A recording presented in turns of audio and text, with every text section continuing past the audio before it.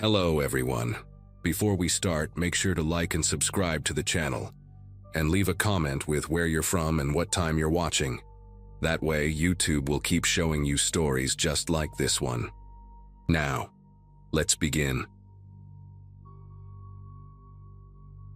The day we moved into our apartment in Columbus, Ohio, I was carrying boxes up the stairs when I first met Diane.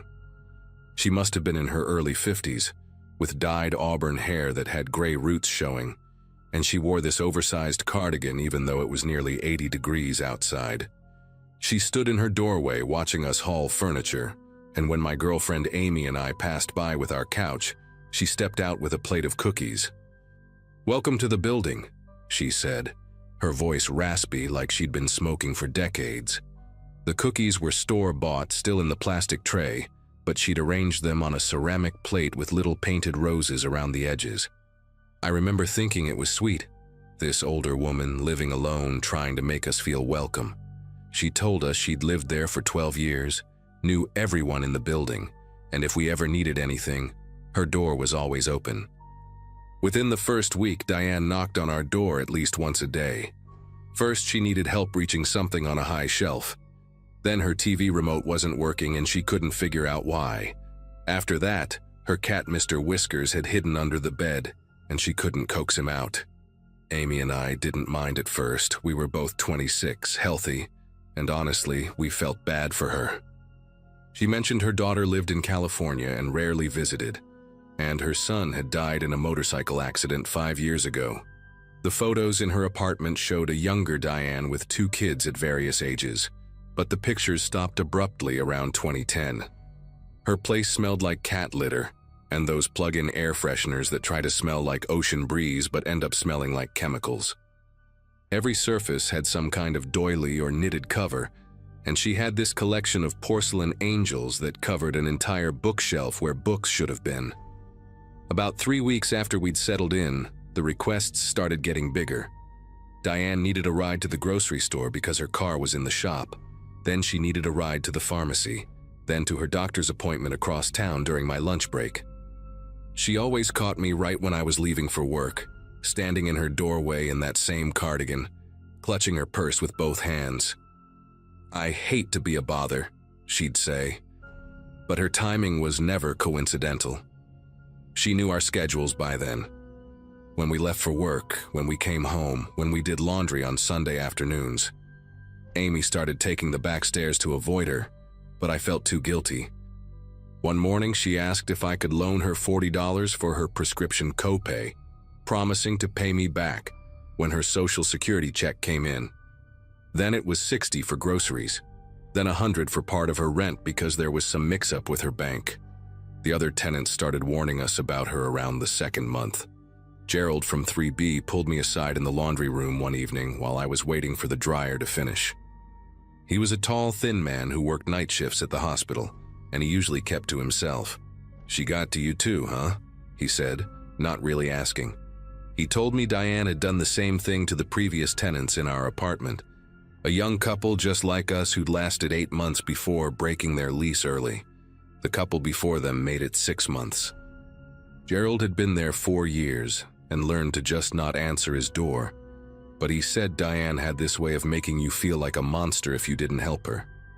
"She knows exactly what she's doing," he said, folding his scrubs with precise, angry movements. "She picks the young ones, the nice ones, the ones who were raised to respect their elders." He said she'd borrowed nearly $300 from the previous couple and never paid them back, always having some excuse about waiting for insurance money or a pension check that never seemed to arrive. Amy wanted us to start saying no after that conversation with Gerald, and we tried. The next morning when Diane knocked, we didn't answer. She knocked again, harder, then again. "I know you're in there," she called through the door, her voice different than usual, sharper with an edge I hadn't heard before. "I can hear you moving around. I just need a quick ride to the bank."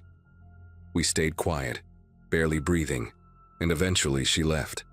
But that evening when we came home from work, she was sitting on the stairs by our door, that cardigan pulled tight around her shoulders. She looked up at us with watery eyes and said her cat was sick and she couldn't afford the vet bill. She actually had tears rolling down her cheeks, and her hands trembled as she dabbed at them with a tissue. Amy walked past her without a word, but I stopped. I couldn't help it, Mr. Whiskers had seemed fine when I'd seen him the week before, but what if he really was sick? What if this one time she actually needed help? I gave her $80 that night for the vet, and Amy barely spoke to me afterward. She said I was enabling her, that Diane was playing me like a fiddle, and she was probably right. But here's the thing about manipulation. Even when you know it's happening, even when you can see all the strings being pulled, sometimes you still can't stop yourself from dancing to the tune. Diane had this gift for making her problems feel urgent, immediate, like catastrophes that only you could solve. She'd stand there with her shoulders hunched, looking small and fragile, and you'd forget about all the money she already owed you. You'd forget about Gerald's warnings. You'd forget about the way she timed her emergencies for maximum impact. 2 days later, I saw Mr. Whiskers lounging in her window, perfectly healthy, grooming himself in the afternoon sun. When I mentioned it to Diane, she said the medication worked miracles, but she couldn't quite meet my eyes when she said it. Things escalated during month 3. Diane started showing up at odd hours with increasingly dramatic stories. Her nephew in Michigan needed emergency surgery, and she had to wire money immediately. Her ex-husband was threatening to take her to court over some old debt. The apartment management was saying she was behind on rent and would be evicted by Friday if she didn't pay. Each crisis required $200, $300, sometimes $500. I'd already given her close to $600 by then, and Amy had reached her breaking point. We had a massive fight about it one night, the kind where you say things you can't take back. She accused me of caring more about a manipulative old woman than our own relationship, our own financial goals. We were supposed to be saving for a house, planning our future together, and here I was hemorrhaging money to someone who saw me as nothing but an ATM with a guilty conscience. Amy slept on the couch that night, and I lay in bed staring at the ceiling, wondering how I'd let it get this bad. The next morning was a Saturday in late September, one of those perfect fall days where the air feels clean and sharp. I was making coffee when I heard Diane's voice through the wall.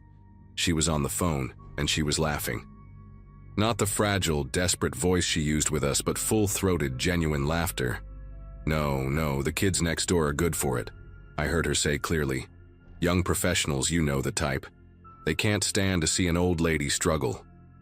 She laughed again, and I heard her mention something about having enough for the cruise deposit. Amy was standing behind me by then, and we both listened as Diane went on about her plans, about how she'd figured out the perfect system. She said she kept a notebook tracking what she'd told to whom, making sure her stories didn't overlap.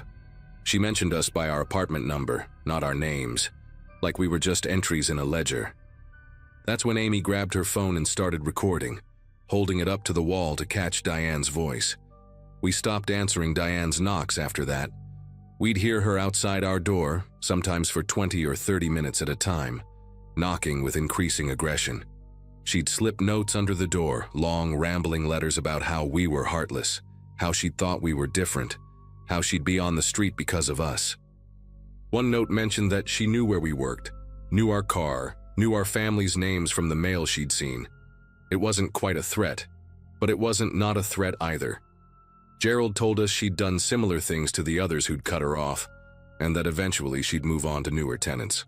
Sure enough, when a young woman named Beth moved into 4A 2 weeks later, we watched Diane shift her attention like a predator choosing easier prey. We tried to warn Beth, but Diane had already gotten to her with stories about how the other tenants were jealous of her, how they spread lies because they didn't like old people. Beth looked at us with suspicion when we tried to explain, and I could see in her eyes that Diane had already won the first round. October turned into November, and we developed a routine of avoidance. We knew Diane's patterns, when she went to get her mail, when she sat in the lobby, when she prowled the hallways looking for someone to corner. The building felt different now, charged with a constant low-level anxiety. Other tenants had similar stories. The Nguyens in 2C said she'd gotten $400 from them before they caught on. and the old man in 1A just laughed bitterly when her name came up.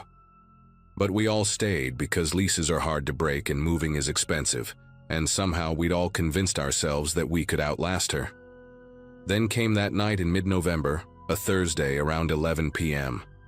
I was brushing my teeth when I heard the sirens, distant at first but getting louder, closer until they were right outside our building. Blue and red lights flashed through the bathroom window, painting the walls in alternating colors. Amy and I went to the living room window and saw 3 police cars, then 4, then an ambulance. The hallway filled with neighbors, everyone in various states of undress, pajamas, robes, hastily thrown on sweatshirts. We all watched as 2 officers knocked on Diane's door, then knocked harder, then announced themselves as police. When she finally opened it, she was in that same cardigan, but her face was different, blank, almost serene. They told her she needed to come with them for questioning, and she just nodded like she'd been expecting it.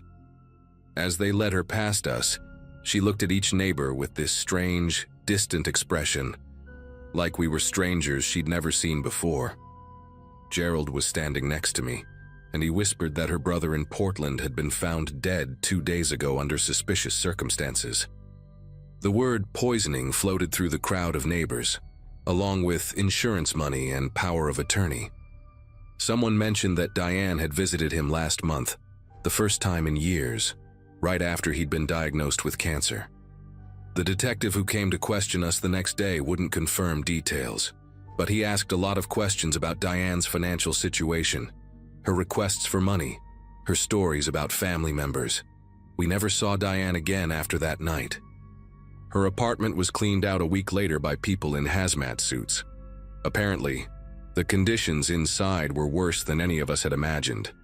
The smell that leaked out when they opened the door was indescribable, and they found dozens of those notebooks she'd mentioned, filled with detailed records of her interactions with tenants going back years. My name was in there, along with notes about my weakness for sob stories and Catholic guilt, very useful. Amy found her name too, marked as tougher. Work around her. The building management told us later that she'd never actually been behind on rent. She had plenty of money in her accounts. The requests for cash, the desperate stories, the tears, it had all been some kind of game to her. A way to feel powerful maybe, or just the thrill of seeing what she could make people do. We got a letter months later saying the case against her was moving forward, but we never learned the outcome. Amy and I moved out when our lease ended, found a place across town where nobody knew us. We're more careful now, slower to trust, quicker to see the angles people might be playing. Sometimes I still think about Beth, wonder if she ever figured it out before Diane was arrested, or if she was still bringing groceries to an empty apartment, knocking on a door that would never open again.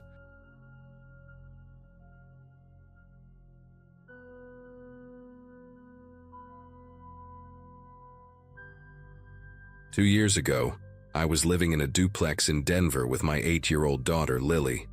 I just finalized my divorce and was trying to rebuild our lives from scratch. The place wasn't much, peeling paint on the shutters, a kitchen that hadn't been updated since the 80s, and a backyard that was more weeds than grass. But it was ours, and that's all that mattered. I was working as a dental hygienist at a practice downtown, pulling long hours to make ends meet. Most evenings I'd come home exhausted, help Lily with homework, make dinner, and collapse into bed by 10. Life was predictable, routine, and honestly, that's exactly what we needed after the chaos of the previous year. The neighborhood was quiet, mostly older folks who'd lived there for decades, which made me feel safe as a single mom. Our next-door neighbor, Walter, moved in about 3 months after we did. He was probably in his early 50s, always wearing the same faded blue coveralls and a John Deere cap that had seen better days. The first time we met, he was carrying boxes from a beat-up Ford pickup truck, and I offered to help. He had this peculiar way of talking, never quite making eye contact, always looking just past your ear like something more interesting was happening behind you. His teeth were stained yellow from what I assumed was years of coffee and cigarettes, and he had this habit of clicking his tongue before he spoke, like he was tasting his words first. Walter worked nights at some warehouse across town, which meant our schedules rarely overlapped.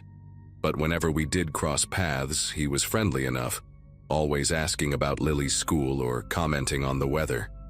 Nothing that would make you think twice. The borrowing started small, maybe 6 weeks after Walter moved in. First, it was a hammer. He knocked on my door one Saturday afternoon while Lily was at a friend's birthday party. Said he was putting up shelves and his hammerhead had flown off the handle, nearly took out his kitchen window. I laughed and grabbed mine from the garage, told him to keep it as long as he needed. He returned it the next morning, clean and wrapped in a dish towel like it was something precious. Then it was a screwdriver set, then pliers, then my electric drill. Each time he had these elaborate explanations.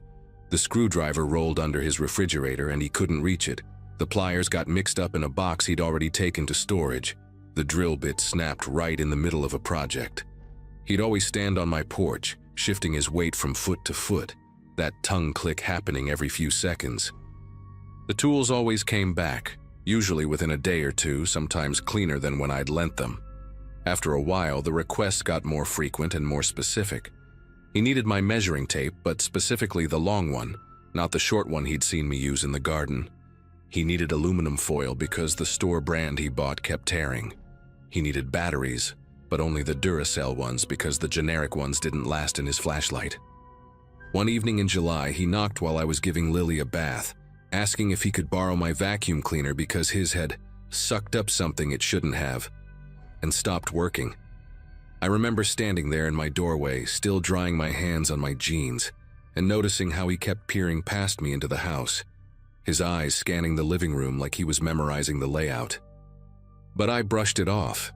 Maybe he was just curious about how we'd decorated, or maybe he was one of those people who couldn't help but look. The vacuum came back 2 days later with a new bag installed and a thank you note taped to the handle.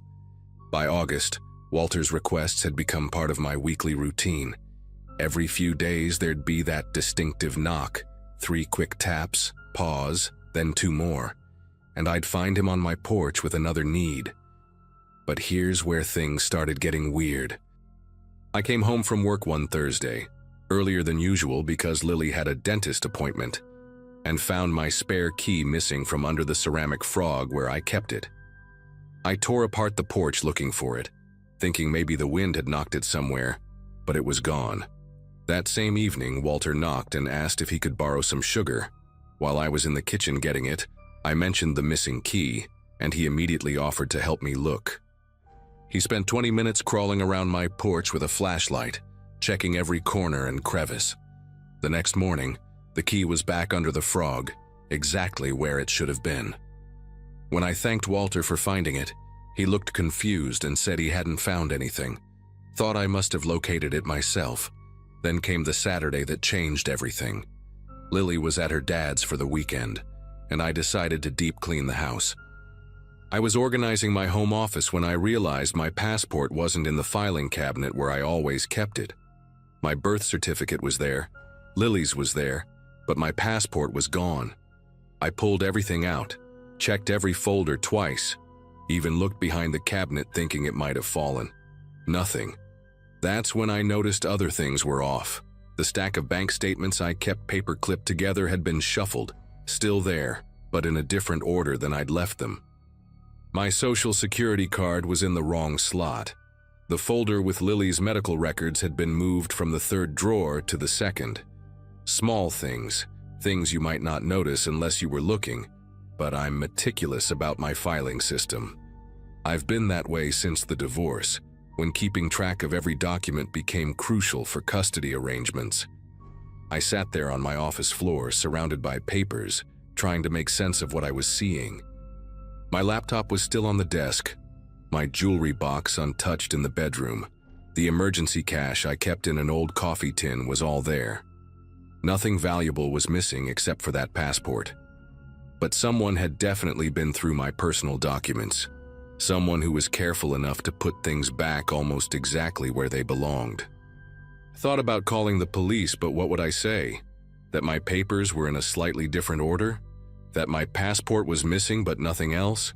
They'd probably think I was paranoid or had simply misplaced it myself. I spent the rest of that afternoon checking every window lock, every door, looking for signs of forced entry. Everything was secure. The only explanation was that someone had used a key, and the only key that had gone missing was the spare under the frog. That evening, around 7, Walter knocked. This time he wanted to borrow my stepladder to change a light bulb in his hallway. Apparently his ceiling was unusually high, and his regular ladder wouldn't reach. I stood in my doorway, studying his face while he talked, looking for something, anything that would confirm my suspicions. He did that tongue-click thing 3 times in 30 seconds, and his eyes kept drifting to the living room behind me. But what really caught my attention was a small detail. He had a paper cut on his index finger, fresh enough that it was still slightly bleeding through the Band-Aid. When I asked about it, he laughed and said he'd been sorting through old mail, got careless with an envelope. I lent him the ladder, but as soon as he left, I went back to my office. Sure enough, one of my bank statement envelopes had a tiny speck of blood on the corner, so small I hadn't noticed it before. My whole body went cold. This man had been in my house, going through my private documents, touching my things, and now he was standing on my porch asking to borrow my ladder like nothing had happened. I barely slept that night. Every creak of the house made me jump. Every shadow outside my window looked like someone trying to get in. I called in sick to work Monday and installed new deadbolts on all the doors, plus one of those chain locks on the front and back. I bought a security camera system from Best Buy, the kind that sends alerts to your phone when it detects motion. While I was setting it up, I found something that made me physically sick. In Lily's room, tucked behind her dresser, was one of my old pay stubs from 3 months ago. I knew for certain I'd never brought it into her room. I always dealt with financial stuff in my office. But there was something else. On the back of the pay stub, someone had written in pencil, very lightly, a series of numbers. When I looked closer, I realized it was my work schedule, the exact hours and days I'd worked that month. Someone had been tracking my routine, knowing exactly when I'd be gone and for how long. The handwriting was small and cramped, nothing like mine. I took pictures of everything with my phone, finally having some form of evidence. The next morning, Tuesday, I was reviewing the security camera footage from overnight when I saw something that confirmed everything. At 3:47 a.m., Walter had walked up to my porch, stood directly in front of my door for about 30 seconds, then walked away. He didn't knock, didn't try the handle, just stood there. Then at 4:15 a.m., he was back, this time walking around to my back door, again just standing there before leaving. The footage was clear enough to see him holding something in his hand. It looked like a key. I called the police immediately, but the officer who came by seemed skeptical. Walter hadn't actually entered the property on camera, hadn't done anything explicitly illegal. Standing on someone's porch wasn't a crime. The officer suggested I change my locks and document everything, maybe look into a restraining order if things escalated. After he left, I called a locksmith and had every lock in the house changed that afternoon. I also called my ex-husband and asked if Lily could stay with him for a few extra days while I sorted this out. That Wednesday evening, Walter knocked on my door again. I watched him through the peephole but didn't answer. He knocked 3 more times over the course of an hour, each time waiting about 5 minutes before trying again. Through the security camera app on my phone, I could see him clearly. He was holding a pie dish, presumably another excuse to make contact. After the 4th attempt, he set the dish on my porch and walked back to his house, but he didn't go inside.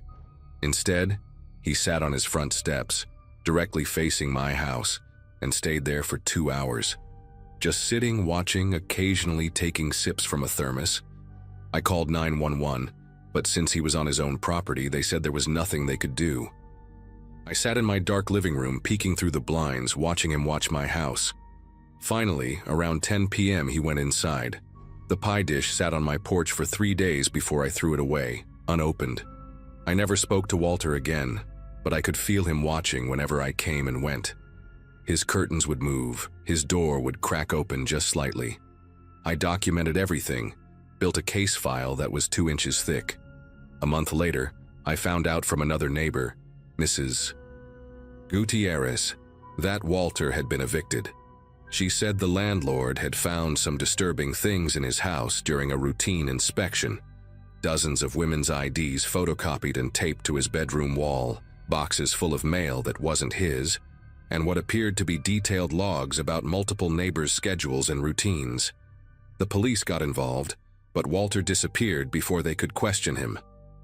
They found my passport in his kitchen drawer, along with 2 credit cards I didn't even know were missing. Mrs. Gutierrez said they also found a key-making kit and several blank keys. The detective who called me said Walter's real name wasn't even Walter. It was Douglas Brennan, and he had a history of identity theft and stalking in 3 other states. We moved out 2 weeks later. I still check my credit report obsessively, still triple-check my locks, still feel that crawling sensation whenever a neighbor acts too friendly. Lily doesn't know the full story, just that we needed a fresh start. Sometimes I wonder how many times he was in our house while we slept. What else he touched? What else he took that I never noticed? The not knowing is almost worse than what I actually discovered.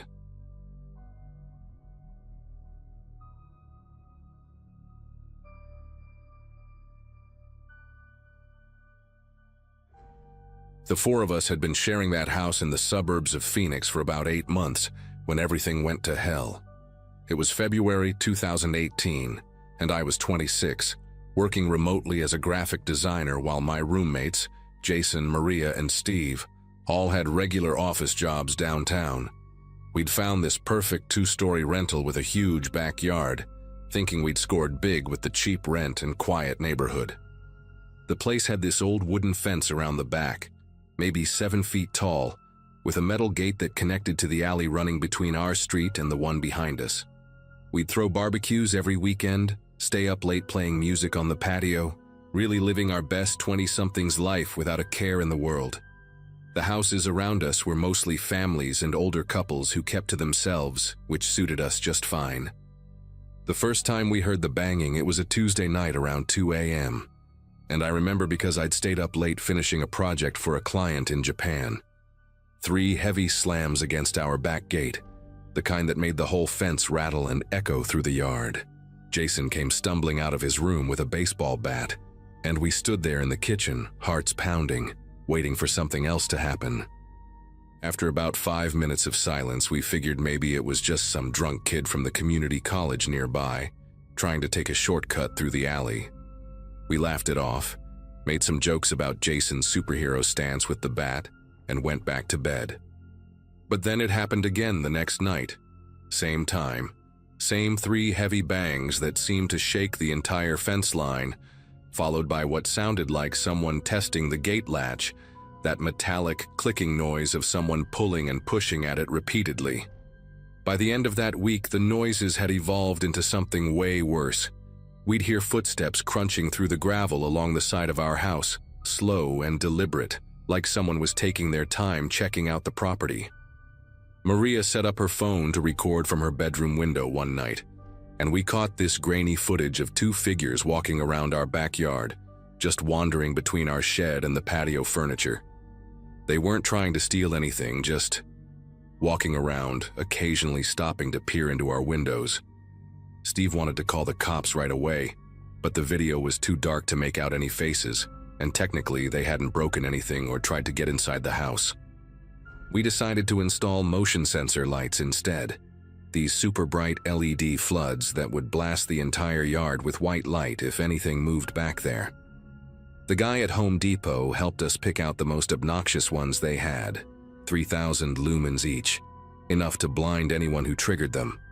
That Saturday afternoon, while Steve and I were up on ladders installing the lights, we finally met our back neighbors for the first time. These 2 guys came out onto their deck, which overlooked our yard, and just stood there watching us work. The younger one, probably mid-30s with a patchy beard and sunken cheeks, kept giggling at nothing while scratching at his arms. The older guy, maybe 50, with this yellowed tank top hanging off his skinny frame, started asking us weird questions about whether we had any power tools he could borrow, if we knew where to get car batteries cheap, random stuff that didn't quite connect.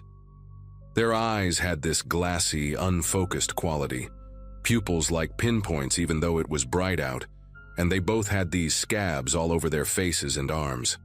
The smell coming from their direction was absolutely rank, like chemicals mixed with rotting garbage and body odor, strong enough that I could taste it in the back of my throat, even from 20 feet away. Steve tried to be polite, giving vague answers about not having extra tools, while I stayed quiet and focused on screwing in the light fixtures. The younger guy suddenly got agitated, started pacing on their deck and mumbling about how we were putting up cameras to spy on them, how the government uses LED lights to read people's thoughts, completely paranoid nonsense. The older one just laughed, this dry, wheezing sound, and said we seemed like nice kids, then asked if we ever needed any electronics fixed because he was really good at taking things apart. The way he said it made my skin prickle with unease.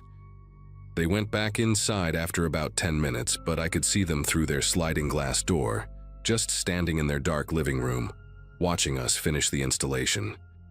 Later that evening, Maria looked up the property records online and found out the house was a rental managed by some company based in Nevada, with a history of complaints from the neighborhood association about trash, noise, and suspicious activity going back 3 years. The motion lights worked great for exactly 2 nights. On the 3rd night, around 1 a.m., they started going off every few minutes, flooding our backyard with harsh white light. We'd rushed to the windows but never saw anything, just empty yard and shadows. Then we noticed the lights were slightly tilted, aimed away from the fence line toward the house, like someone had manually adjusted them. Jason found fresh scratches on the metal housing and what looked like grease marks on the wall below, as if someone had climbed up to mess with them. We also discovered our garbage cans had been opened and rifled through, with specific items missing: old electronics, batteries from a broken remote, some copper wire Steve had thrown out from a speaker repair project. Weird selective theft that made no sense until Maria Googled it, and found out those were all components people use to make homemade meth pipes or to trade for drugs. Things escalated dramatically the following Thursday. I woke up at 3 a.m. to Maria screaming from downstairs. She'd gotten up for water and found the younger neighbor guy standing in our backyard, face pressed against the sliding glass door, hands cupped around his eyes trying to see inside. When she flipped on the patio light, he didn't run, just stood there staring at her with this blank expression, swaying slightly, his mouth moving like he was talking to himself. She was banging on Jason's door when the guy finally turned and walked slowly back toward the fence. But instead of leaving through the gate, he tried to climb over, getting his shirt caught on the top and hanging there for a solid minute, struggling and cursing before finally ripping free and dropping to the other side. We called the police this time, but by the time they showed up 40 minutes later, there was nothing to see except some torn fabric on the fence. The cops took a report, said they'd increase patrols, gave us the usual speech about keeping doors locked and staying vigilant, but we could tell they weren't going to do much about it. The next morning, I was working from home when I heard Steve yelling from the backyard. He'd gone out to check the shed and found the lock had been destroyed, not cut but literally smashed with something heavy, the metal twisted and mangled. Inside, our lawnmower was partially disassembled, with the copper motor windings pulled out and missing. They'd also taken the gas can, some old paint thinner, and bizarrely, a box of rock salt we used for making ice cream. But the really disturbing part was what they'd left behind. A glass pipe with burn marks on one end, hidden behind where the mower had been, along with a dirty sleeping bag that reeked of that same chemical smell. Steve put on gloves and threw everything in a garbage bag, but we were all thoroughly freaked out, knowing they'd been using our shed as some kind of hideout or stash spot, possibly for weeks without us knowing.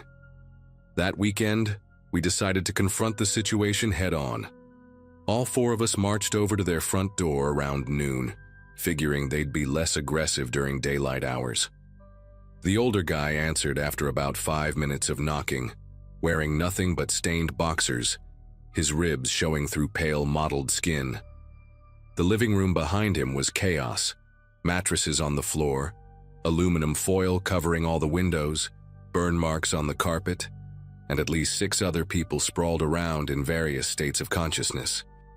He kept insisting he didn't know anything about anyone going in our yard, but his hands were shaking so bad he could barely hold the door, and I could see fresh scratches all over his arms that looked exactly like the marks on our fence. When Jason mentioned we had security footage and were considering pressing charges, the guy's whole demeanor changed. He started rambling about how we didn't understand what it was like, how they were just trying to get by, how the younger guy, apparently his nephew, sometimes got confused at night and wandered around when he'd had too much. Before we could respond, 3 more people emerged from the back of the house, including the younger guy we'd seen before. He was in way worse shape than the last time. Massive weight loss, teeth visibly rotting, open sores on his face that looked infected. He started screaming at his uncle for talking to us, saying we were probably wearing wires, that we'd planted listening devices in their walls through the shared fence. Then he turned to us, and his whole face changed, got this weird calm expression, and he asked if we wanted to buy a motorcycle. When we said no, he asked if we had any bikes in our shed he could fix up and sell, like he hadn't just admitted to knowing what was in our shed. Maria lost it at that point, told them if anyone from their house stepped foot on our property again, we'd have them arrested for trespassing and drug possession. The younger guy laughed, this horrible, dry cackle, and said we couldn't prove anything, that maybe we were the ones with drug problems trying to frame innocent neighbors. The older guy tried to calm him down, but then 2 more people pushed past us to leave, one of them carrying what was clearly our stolen gas can, still with Steve's initials written on it in Sharpie. That night was the worst, and thankfully, the last. Around midnight, we heard glass breaking downstairs. Jason grabbed his bat again while I called 911, and we crept down to find our kitchen window completely shattered, a brick lying in the middle of the floor surrounded by glass shards. Through the broken window, we could see flames in the backyard. They'd set our shed on fire. The whole structure was engulfed, toxic black smoke billowing up into the night sky. While we were standing there in shock, the motion lights revealed 5 or 6 figures running around our yard, some throwing more stuff onto the fire, others trying to grab our patio furniture. The younger neighbor was there, shirt off, dancing around the flames and howling like an animal. Steve ran outside with the garden hose, but they'd already cut it, sliced clean through in multiple places. By the time the fire department arrived, the shed was completely destroyed, the fence was charred, and the tweakers had scattered back to their house or into the alley. The firefighters said the accelerant pattern suggested they'd used the stolen paint thinner and gasoline to start it, and the weird colored flames were probably from chemicals they'd thrown in, possibly from their own drug-making supplies. The police arrested 7 people from the house that night, including both neighbors we'd been dealing with. Turns out they'd been running a small meth operation in their bathroom, and the fire investigation gave probable cause for a search warrant. The cops found 2 pounds of methamphetamine, a mobile cooking setup, stolen property from at least 12 different houses in the neighborhood, and 3 people with outstanding warrants. The younger guy tried to fight the cops and ended up getting tased in his front yard while screaming that we'd orchestrated the whole thing, that we were CIA agents sent to destroy his research.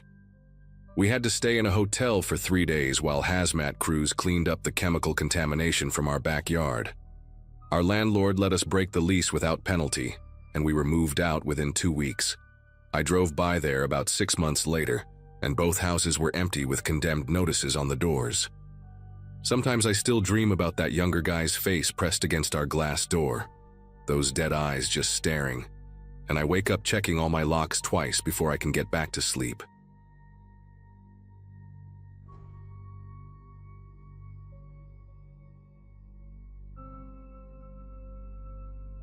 It was a Thursday afternoon in late August when everything went sideways. I was 16, just starting my junior year at Lincoln High in Raleigh, and my mom had left for a 3-day nursing conference in Charlotte. She'd kissed me goodbye that morning, rattling off the usual list of reminders about locking doors, not having parties, and calling if I needed anything. I remember rolling my eyes and telling her I'd be fine, that I wasn't a kid anymore.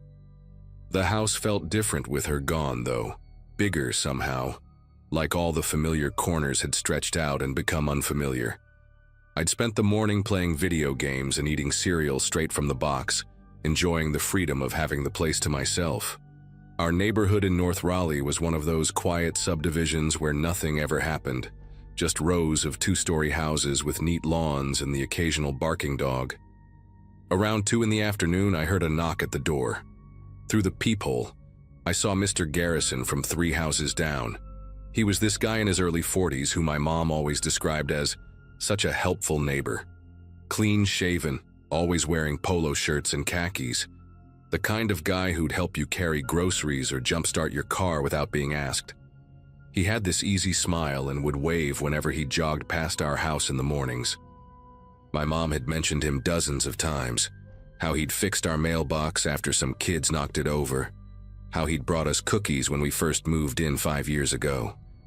He was standing there on our porch, shifting his weight from foot to foot, and when I opened the door, I noticed he was sweating more than usual for such a mild day. His polo shirt had dark patches under the arms, and he kept wiping his forehead with the back of his hand. "Hey buddy," he said, and his voice had this weird urgency to it that I'd never heard before. "I'm really sorry to bother you, but my phone died and I locked myself out of the house. My wife won't be home for another few hours, and I really need to make an important call about a job interview. Could I use your phone real quick? I'll just be a minute, I promise." He held up his cell phone, showing me the black screen, and gave me that familiar friendly smile, though it didn't quite reach his eyes this time.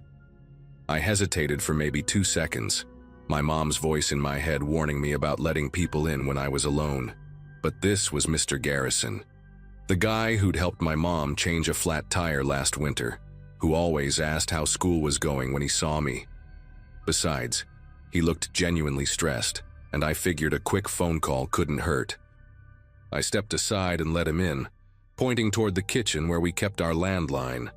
He followed me through the living room, and I noticed he was walking differently than usual, taking these quick, measured steps like he was trying not to make noise. His eyes darted around our house, taking in the family photos on the mantel, the stack of mail on the coffee table, even glancing up the stairs toward the bedrooms. "Nice place," he mumbled, though he'd been inside before when he'd helped my mom move our old refrigerator to the garage. In the kitchen, he picked up the phone but didn't dial right away. Instead, he stood there holding the receiver, staring at the numbers like he'd forgotten who he was supposed to call. After what felt like forever, but was probably only 10 seconds, he started dialing. I could hear the buttons beeping, but something about the rhythm seemed wrong. Too many numbers, or maybe not enough.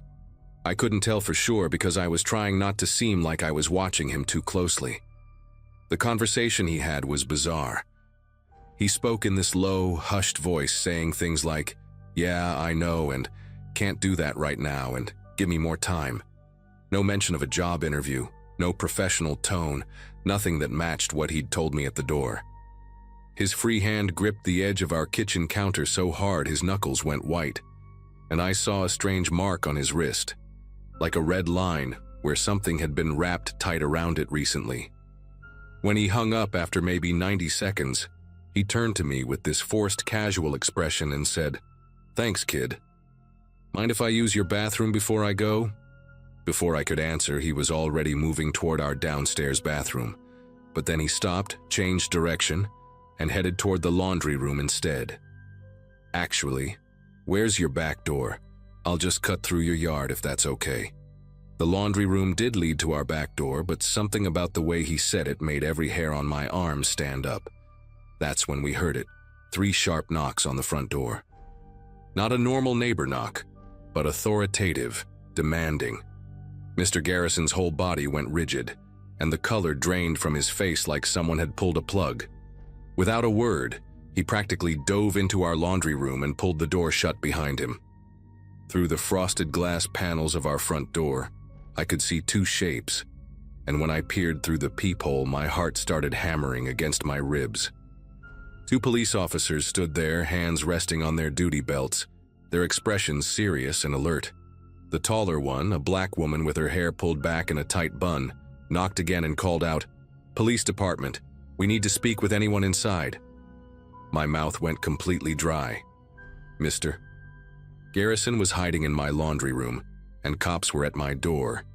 And suddenly all those weird details, the sweating, the strange phone call, that mark on his wrist, crashed together in my mind like pieces of a puzzle I didn't want to complete. I stood there for what must have been 5 seconds but felt like 5 minutes, my hand hovering near the doorknob. Through the thin laundry room door, I could hear Mr. Garrison breathing, these shallow, rapid breaths like he'd just run a marathon. The officers knocked a third time, harder now, and the woman called out again. "We know someone's home. We saw movement through the window." My legs felt like they were made of water, but somehow I managed to open the door, keeping the chain on. "Yes?" My voice came out higher than normal, cracking on that single word like I was 13 again. The male officer, a stocky white guy with a graying mustache, held up his badge. "Son, we're looking for a man who was seen in this neighborhood about 15 minutes ago. Robert Garrison lives a few houses down. Have you seen him?" The way he said it, not asking if Mr. Garrison was here, but if I'd seen him, gave me this tiny window, this chance to maybe not be the kid harboring a fugitive in his laundry room. "What did he do?" I asked, stalling, trying to keep my voice steady while my brain raced through options. The female officer exchanged a look with her partner before answering. "He's wanted for questioning in connection with an embezzlement case. His employer reported over $200,000 missing, and Mr. Garrison didn't show up for a meeting with investigators this morning. His car was found abandoned at a rest stop off I-40. She pulled out her phone, showing me a photo that was definitely Mr. Garrison, though in the picture he was wearing a suit and tie, looking like any other suburban dad. "He's not dangerous, but we need to find him. His wife said he left their house acting erratic about an hour ago." Not dangerous. The words should have been reassuring, but all I could think about was that he was hiding in my house, breathing hard behind a door just 15 feet away, and these cops had no idea how close they were to catching him. My palms were slick with sweat, and I had to wipe them on my jeans before they noticed. "I haven't seen him," I said, the lie burning in my throat like acid. "I've been home all day playing games. Haven't even looked outside much." The male officer leaned forward slightly, and I caught a whiff of coffee and cigarettes on his breath. "Mind if we come in and have a quick look around? Just to be thorough?" This was it, the moment where everything would unravel. I could feel Mr. Garrison behind that laundry room door, probably pressed against it, listening to every word. "My mom's not home," I said quickly. "She told me not to let anyone in when she's gone, even police officers. She's really strict about that." It wasn't entirely a lie. My mom had given me that talk about being careful, though I'm pretty sure she would have made an exception for actual cops with badges. The female officer nodded slowly, but her eyes were scanning what she could see of our house through the gap in the chained door. "Smart, Mom. How about this? Is there a number where we can reach her? We'd like to check with all the neighbors." I rattled off my mom's cell number, knowing she was probably in the middle of some conference session and wouldn't answer. The officers wrote it down, then handed me a business card. "If you see Mr. Garrison, don't approach him. Just call us immediately, okay? And son?"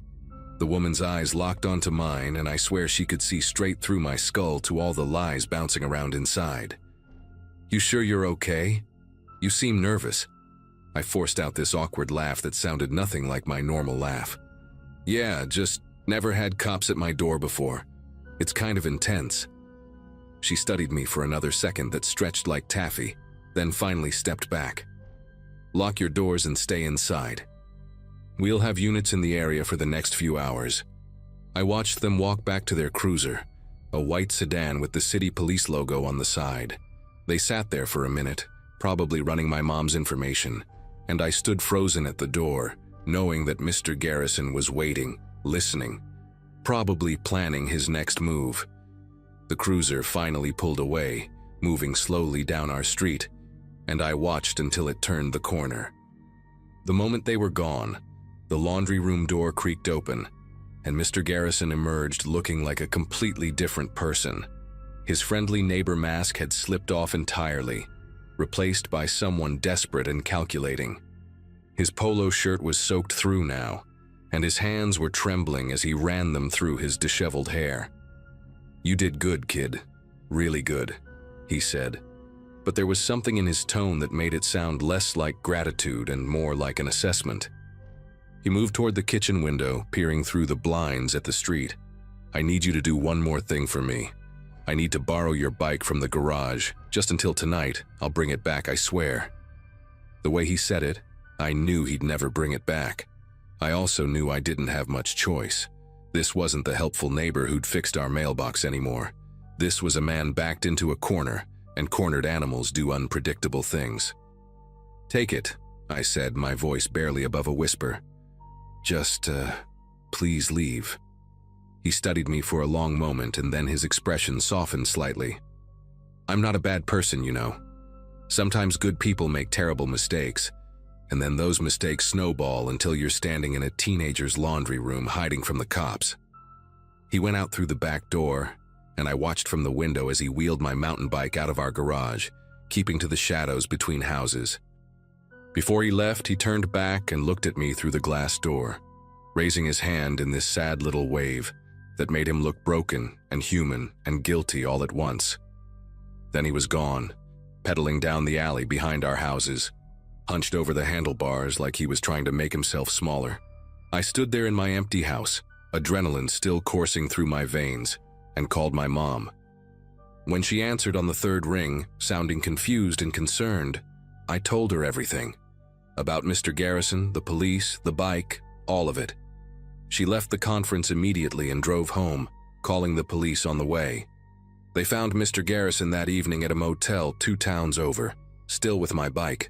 The money he'd stolen was never fully recovered, and his family moved away a month later. I still think about that afternoon sometimes, about how quickly someone familiar can become a stranger, and how one moment of desperation can unravel an entire life. The new people who moved into the Garrison house seem nice enough, but I never answer the door when I'm home alone anymore.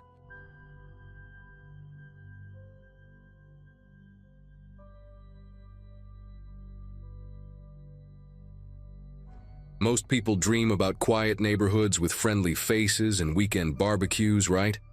Well, let me tell you about what happened in our little cul-de-sac last spring that completely shattered that illusion for me and my family. I'm a 34-year-old electrician, been living in the same house in suburban Illinois for about 6 years now with my wife and our 2 kids, ages 7 and 9. We'd moved there specifically because it seemed like the perfect place to raise children. Just 8 houses arranged in a peaceful circle, mature oak trees lining the street, and neighbors who actually waved when they saw you. The cul-de-sac had this unspoken rhythm to it. You know, lawn mowers on Saturday mornings, kids playing street hockey until the streetlights came on, and the occasional impromptu gathering when someone fired up their grill. It was exactly what we'd wanted when we left our cramped apartment in the city. Everything changed when Harold Garrison moved into the yellow house at the end of the circle, about 3 months before that terrible day in May. He was probably in his late 50s, always wore these faded polo shirts tucked into khaki shorts that were pulled up way too high, and had this peculiar way of walking where he'd pause every few steps like he was counting something in his head. At first, we all tried to be welcoming. My wife Janet even brought him a casserole that first week, though he barely opened the door wide enough to take it from her. He never returned the dish, by the way. Within 2 weeks of moving in, Harold had installed 4 security cameras on his property, which seemed excessive but not completely unreasonable given how paranoid some people are these days. But then we started noticing him standing in his driveway with this old camcorder, the kind from the early 2000s with the flip-out screen, just openly recording our houses for 20, 30 minutes at a time. The first note appeared on a Monday morning, stuck under the windshield wiper of my neighbor Bill's truck.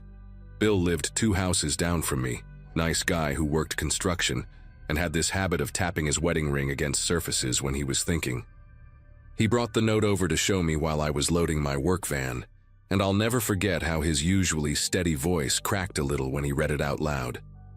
The note was written in this cramped, angry handwriting with a black ballpoint pen that had been pressed so hard it tore through the paper in places. It said Bill's truck was too loud when he started it at 5:30 a.m., that the diesel engine was destroying the peace and sanctity of the neighborhood, and that appropriate measures would be taken if it continued. The weird part was all the unnecessary details Harold had included. Exact times Bill had started his truck over the past 2 weeks, the duration of how long it idled, even the license plate number written 3 times at the bottom, like some kind of obsessive chant. After that first note, they started appearing everywhere, and I mean everywhere. Stacy from across the circle found one taped to her mailbox complaining about her wind chimes creating sonic pollution and demanding their immediate removal. The Johnsons got one shoved through their mail slot about their recycling bin being placed at a geometrically offensive angle to the curb. Even old Mr.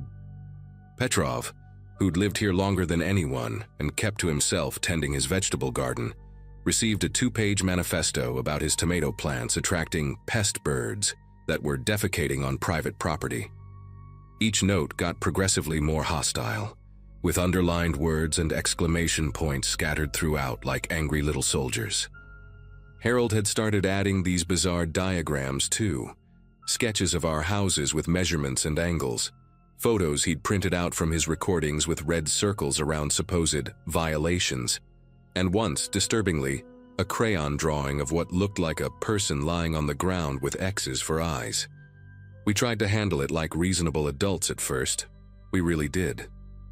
Bill and I walked over to Harold's house on a Saturday afternoon, bringing a 6-pack of beer as a peace offering, hoping we could talk things out man to man. Harold answered the door wearing rubber gloves and a surgical mask, which should have been our first warning that this conversation wasn't going to go well. His living room, what little we could see through the barely cracked door, was lined floor to ceiling with filing cabinets, each one labeled with our addresses in label maker tape. He didn't invite us in, just stood there breathing heavily through his mask, while we tried to explain that his notes were making people uncomfortable. That's when he pulled out this little spiral notebook from his shirt pocket and started reading off violations he'd observed just that morning. The angle of my lawnmower stripes, the number of times Bill's dog barked, 17 apparently, and the suspiciously ethnic smell coming from the Petrovs' kitchen window. When we tried to reason with him, his face turned this alarming shade of purple, and he started jabbing his finger at us, saying we were all conspiring to drive him out because he was the only one who cared about maintaining standards. The situation exploded on that Wednesday in May, a day so humid you could practically swim through the air. I was home early from a job that got postponed, sitting on my porch trying to figure out how to approach the Harold situation when I heard shouting from the Johnsons' yard. Their kids, twin boys about 10 years old, had been playing with water guns, just being normal kids on a hot day, running around and laughing the way kids should. But Harold had apparently decided that some of the water had splashed onto his driveway, which in his mind was tantamount to property damage. By the time I got to their yard, Harold was already there, standing way too close to those boys, his camcorder in one hand and a garden hose in the other. His face was twisted into this expression I'd never seen on another human being before. Pure, irrational rage mixed with something else, something that made every parental instinct in my body scream danger. He was recording the kids while spraying them with the hose, shouting about teaching them respect for boundaries, and how their parents had failed to instill basic human decency. What happened next still plays in my mind like some demented movie scene. Mrs. Johnson came flying out of her house, still wearing her work clothes from the bank, her usually perfect hair coming loose from its bun as she ran. She put herself between Harold and her boys, and that's when Harold did something that shocked everyone who was gathering to watch. He turned the hose on her, full blast, while keeping that camcorder steady in his other hand. But it was what he said that really made everyone gasp. With this eerily calm voice, completely different from his shouting moments before, he looked directly at those terrified kids and said, "Your mother can't protect you forever. Boundaries exist even when parents aren't watching. I know your schedule. I know when you wait for the bus alone." The way he emphasized alone while still filming, water still running from the hose that had dropped to his side. It was like watching someone's last thread of sanity snap in real time. Bill got there before me, grabbed Harold's wrist and twisted until he dropped the camcorder, which hit the concrete driveway with a satisfying crack. More neighbors started pouring out of their houses. Stacy still in her yoga clothes, Mr. Petrov with dirt-covered gardening gloves, even the usually absent Martin who worked nights. We formed this protective circle around the Johnson family while Harold stood there, his polo shirt soaked with sweat, alternating between screaming legal threats and muttering about documentation and evidence. His eyes had this glassy, unfocused quality, like he was seeing something completely different from what was actually happening. He kept reaching for his pocket where apparently he had another smaller camera, one of those spy pen things, and when Bill grabbed that too, Harold completely lost it. He dropped to his knees on the Johnsons' lawn and started pulling up chunks of grass with his bare hands, throwing them at us while screaming that we were all criminals, that he had files on everyone, that he knew things about us we didn't even know about ourselves. The police arrived within 10 minutes, though it felt like hours standing there watching Harold deteriorate. 2 officers, one young guy who looked fresh out of the academy, and an older woman with sergeant stripes who'd clearly seen it all. Harold immediately tried to present his evidence to them, pulling out this thick manila folder from inside his shirt that was soaked with sweat and hose water. Pages scattered everywhere. Photos of our houses with timestamps, transcripts of conversations he'd somehow recorded. Even a hand-drawn map of the cul-de-sac with everyone's daily routines mapped out in different colored inks. The sergeant's expression changed from annoyed to concerned when she saw the level of detail in his surveillance, especially the pages dedicated to tracking when the neighborhood kids were home alone. She exchanged a look with her partner that I recognized, the same look I'd shared with Janet when we realized our neighbor wasn't just annoying, he was genuinely dangerous.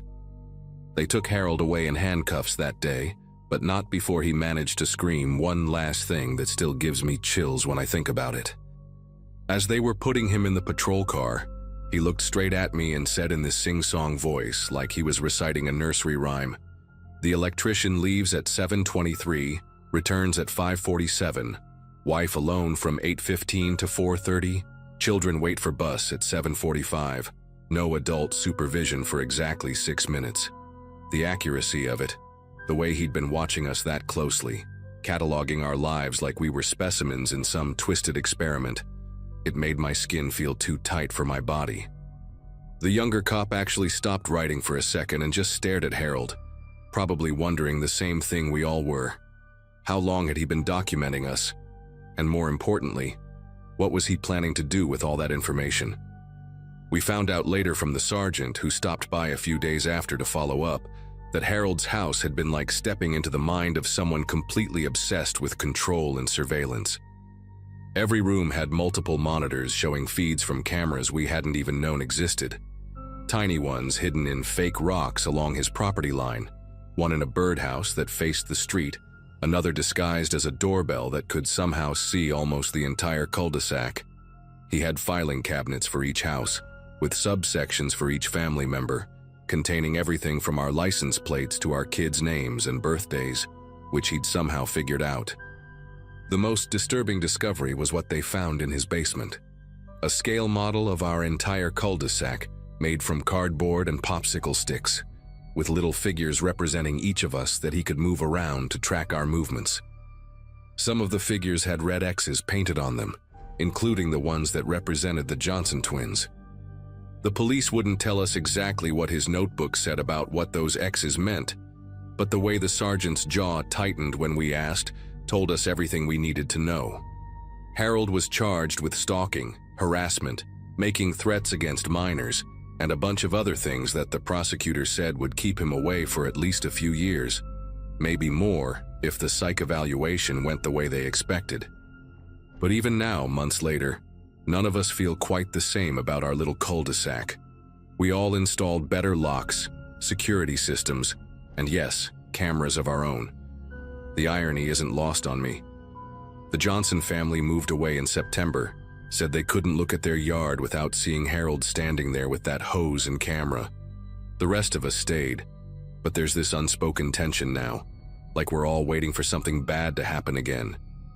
Sometimes I catch myself checking my rearview mirror more than necessary when I leave for work, wondering if someone's noting that it's 7:24, not 7:23.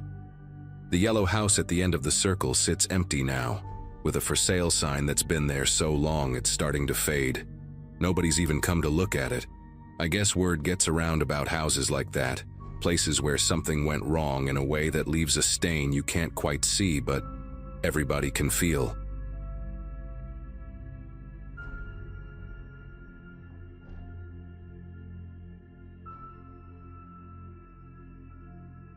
February of 2022 was when everything started going sideways for my family.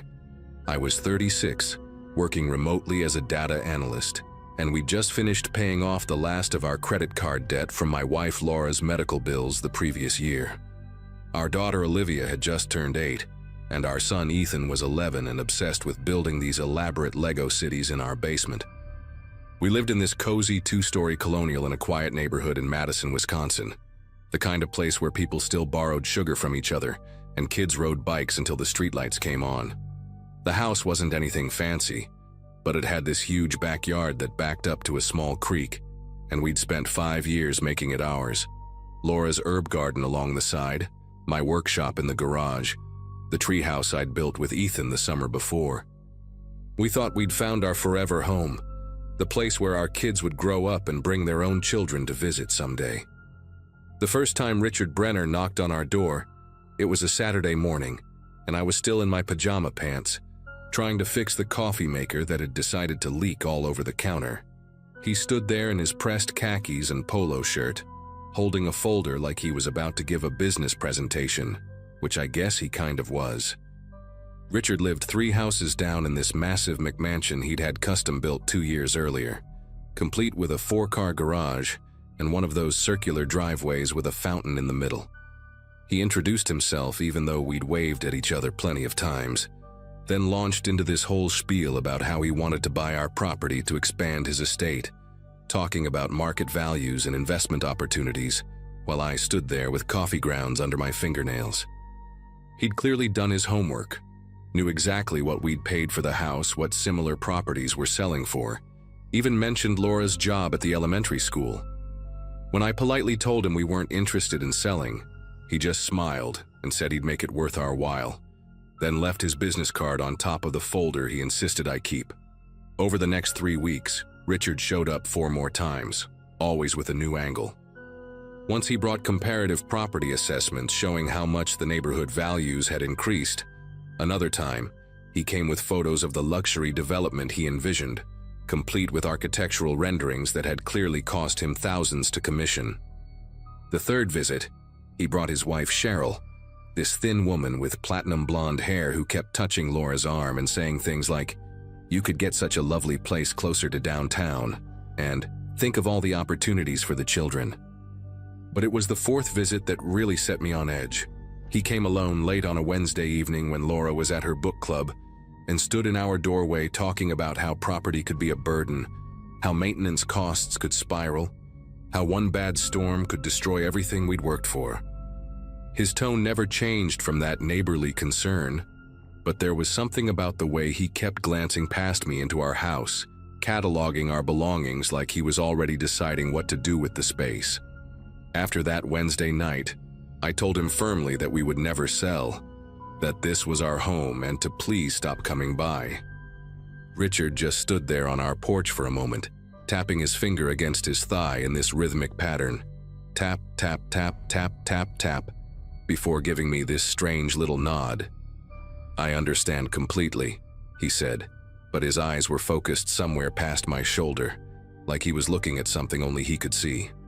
"Sometimes people need time to recognize opportunity. I'm a patient man." The way he said patient made my chest tighten, but I figured he'd finally gotten the message. Laura and I even joked about it the next morning, doing impressions of Cheryl's fake sympathy voice while we made breakfast. We thought that was the end of it, just another quirky rich guy who wasn't used to hearing no. Monday morning changed everything. I went out to drive Olivia to school because she'd missed the bus arguing with Ethan about whose turn it was to feed the goldfish, and found all 4 tires on our Subaru completely flat. Not just low on air, slashed with these long, deliberate cuts that had left rubber ribbons hanging from the sidewalls. The cuts were too clean to be random vandalism, each one precisely placed to make the tire irreparable. While I stood there staring at the damage, trying to process what I was seeing, old Mrs. Hooper from next door shuffled over in her housecoat and mentioned she'd heard some noise around 3 in the morning, but hadn't wanted to be nosy. "Sounded like someone was out here for a good while," she said, adjusting her thick glasses. "Very methodical, not like those teenagers who knocked over my garbage cans last Halloween." I called the police, of course, but without cameras or witnesses who actually saw anything. They just filed a report and suggested we might want to install security lights. The mailbox was next, 2 days later. Ethan discovered it when he went to get the mail after school. The whole thing was caved in like someone had taken a baseball bat to it repeatedly. The metal was so mangled that the door wouldn't even close, and our mail was scattered across the lawn, some of it torn open. But here's what really got to me. Whoever did it had been selective. They'd destroyed the junk mail and ads, but carefully placed our personal letters and Olivia's birthday party invitation from her friend back on the porch steps, weighted down with a rock so they wouldn't blow away. Laura wanted to believe it was random, maybe kids being destructive, but I knew better. The precision of it, the message in what was destroyed versus what was preserved. Someone wanted us to know they could get to our personal things whenever they wanted. That night, I caught Richard watching us from his driveway as we cleaned up the mess, just standing there beside his pristine BMW with his arms crossed, not even pretending to get his own mail or have any reason to be outside. Saturday brought the worst escalation yet. We'd gone to Ethan's soccer game that morning. He played midfielder for the Wildcats and had been practicing penalty kicks all week. When we came home around noon, the front door was wide open, swaying slightly in the breeze. Nothing was stolen. Nothing was even disturbed at first glance. But someone had been inside our house. They'd moved things just enough to let us know they'd been there. Family photos turned backward, kitchen chairs pulled out at exact angles. Every single cabinet door in the kitchen opened precisely halfway. Upstairs, they'd laid out one outfit on each of our beds. My work clothes, Laura's teaching dress, Ethan's soccer uniform, and Olivia's favorite unicorn pajamas. Each outfit was arranged like the person was lying down, arms and legs positioned naturally. But where the heads should have been, they'd placed a single sheet of paper with our home's original listing photos from when we'd bought it. The message was crystal clear. They knew our routines, our preferences, our lives, and they wanted us gone. Laura called 911 while I checked every room, every closet, the basement, the attic, my heart hammering against my ribs the entire time. The police took it more seriously this time. Breaking and entering was a felony after all. They dusted for fingerprints, took photos, asked if we had any enemies or anyone who might want to harm us. I mentioned Richard's persistent offers to buy our house, how he'd been increasingly aggressive about it, but the officer just wrote it down without much reaction. Rich neighbor wants to buy property. Didn't exactly scream probable cause, especially since Richard had been at the country club all morning with 40 witnesses, as we learned later. The detective suggested we stay with family for a few days while they investigated, but Laura refused to be driven from our home. That night, she sat in our bedroom with a baseball bat beside the bed while I installed new deadbolts and window locks, both of us jumping at every creak and settling sound the house made. Olivia ended up sleeping in our bed, curled between us like she used to when she was 3 and afraid of thunderstorms. The next morning, Sunday, I decided to confront Richard directly.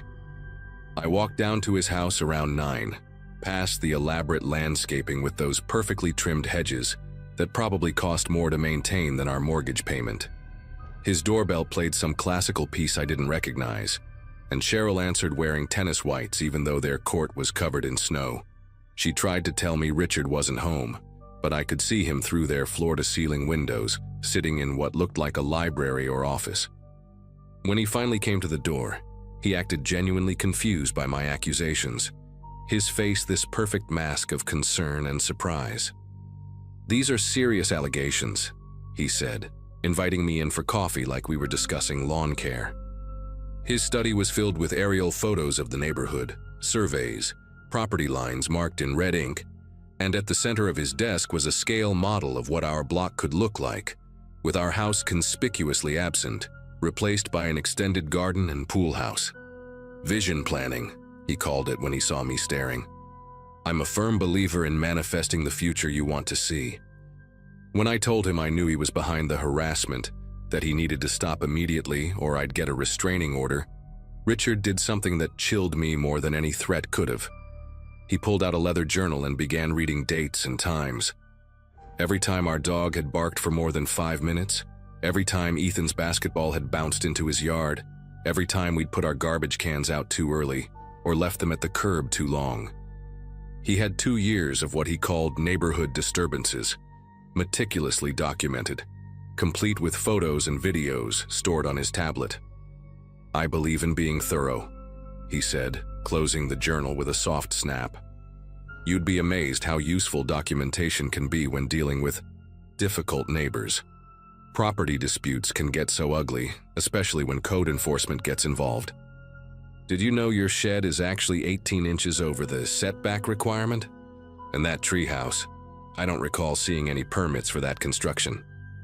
His smile never wavered as he showed me to the door, patting my shoulder like we were old friends. "I do hope your family starts feeling safer soon. Moving can be such a stressful experience, but sometimes it's the best solution for everyone involved."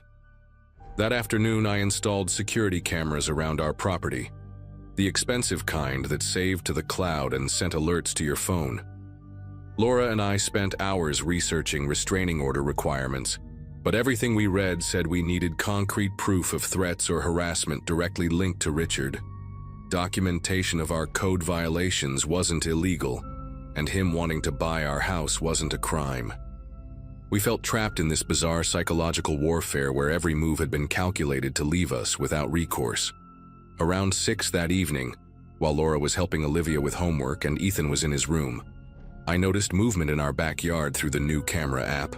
Someone in dark clothing was standing at the edge of our property line, just outside the range of our motion lights, holding what looked like a surveyor's pole.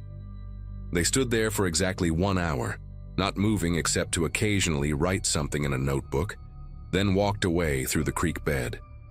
When I checked the footage later, zooming in as much as the resolution allowed, I could see it was a professional surveyor's tripod, and the person was wearing an official-looking vest. But surveyors don't work Sunday evenings, and when I called the county office Monday morning, they had no record of any approved survey work on our street. The breaking point came that Monday night. I'd just gotten the kids to bed after a dinner where nobody really ate much, everyone pushing food around their plates and jumping whenever a car drove by. Laura was in the shower when our new cameras started sending alert after alert to my phone. Someone was walking around our house, methodically triggering each camera in sequence, but when I looked at the live feeds, I couldn't see anyone.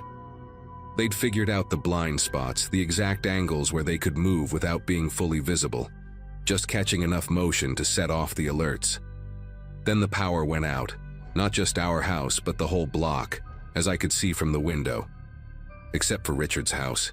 His place was lit up like a Christmas display, every window glowing, and I could swear I saw multiple figures moving around inside, way more than just him and Cheryl.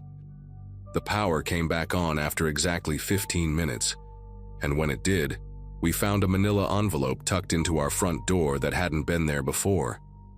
Inside was a cashier's check for triple what our house was worth, and a contract already filled out with our names just waiting for signatures. At the bottom, in Richard's neat handwriting, final offer. Decision needed by Friday, RB. That's when Laura did something I didn't expect. She took the check and contract, walked into the kitchen and started making phone calls. Not to lawyers or the police, but to her brother Paul, who worked in commercial real estate, her cousin who was a private investigator, and then, surprisingly, to Richard's business partners. Turns out she'd spent her Sunday doing her own research while I was confronting him. Richard's development company was in the final stages of a major deal with a Korean investment firm, something worth hundreds of millions, and any scandal could destroy it. She also discovered he'd done this before, twice, in different states. Same pattern, same escalation. Families mysteriously deciding to sell after months of random incidents. By midnight, she had compiled everything into a folder thicker than the one Richard had first brought to our door. The next morning, instead of going to work, she drove to Richard's company headquarters downtown and waited in the lobby until his business partners agreed to see her. I don't know exactly what she said in that meeting, but she came home with a different kind of smile, the one she used to have when she'd successfully negotiated with difficult parents at school. Wednesday morning, 2 days before Richard's deadline, we woke up to find his house completely dark and a moving truck in his driveway. Cheryl was directing movers with the kind of efficiency that suggested this wasn't their first sudden relocation. Richard himself stood in his garage watching them load boxes, and when he saw me getting the newspaper, he didn't wave or smile or acknowledge me at all. He just turned and walked back inside. By Thursday evening, they were gone, the house left empty with a for sale sign from a national realty company. Mrs. Hooper later told me she'd heard from her bridge club that Richard's company had restructured him into early retirement and that they'd relocated to somewhere in Florida or maybe Texas. The details were fuzzy. We never cashed the check, of course. Laura had it framed and hung it in our hallway as what she calls a reminder that bullies only understand one language. The kids started sleeping in their own beds again after about a month, and we finally took down the extra security cameras after 6 months. Sometimes I still catch myself checking the street when unfamiliar cars drive by slowly, and Laura installed one of those video doorbells that lets you see who's there before answering. But we're still here, in our house with the creek in the back and the possibly illegal treehouse in the shed that's apparently 18 inches too close to something. Because this is our home, and nobody, no matter how much money they have or how methodical their campaign, gets to take that away from us.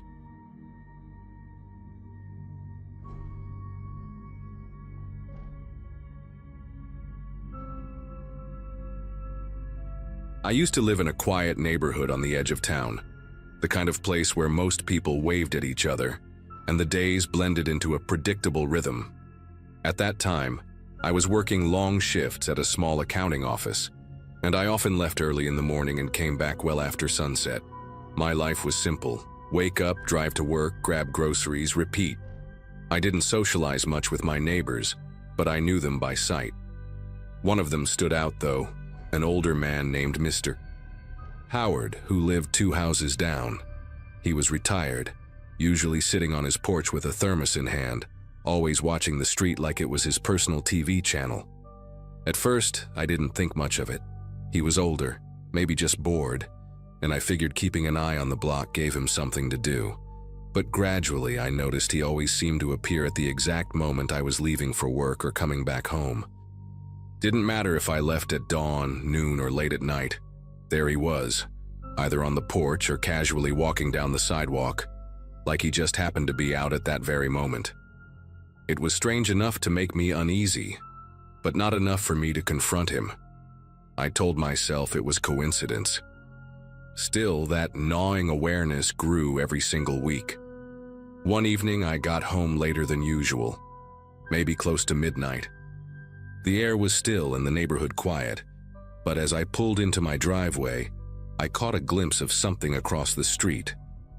Mr. Howard was standing in his yard, not on his porch, and his posture wasn't relaxed like before. He was stiff, upright, and facing directly toward my car.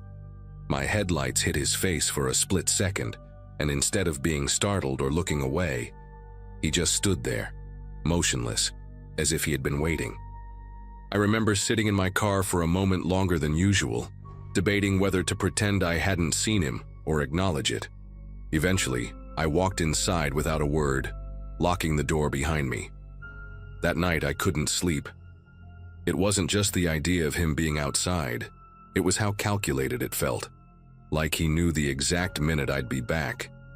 The next morning, when I stepped outside for work, I caught myself scanning the street, expecting to see him. And sure enough, he was there again, leaning against his porch railing, sipping from that dented thermos.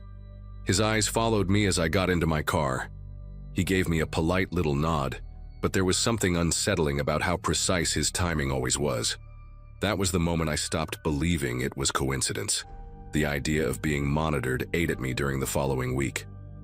I tried switching up my schedule, leaving earlier, staying late at work, even sneaking out to grab coffee in the middle of the afternoon. But no matter what time I stepped outside, there he was. Sometimes he'd be on the porch, other times standing by his mailbox, fiddling with envelopes that didn't exist. Once I even caught him trimming his hedge with a pair of dull garden shears in the dark, no lights on, just waiting until I turned my car on before he casually walked back inside. The pattern wasn't just weird anymore, it was deliberate. I couldn't shake the feeling that he had some way of knowing exactly when I was about to leave. One Saturday, I finally decided to test my theory. I turned off all the lights in my house, parked my car down the block earlier that day, and sat in my living room window watching his place.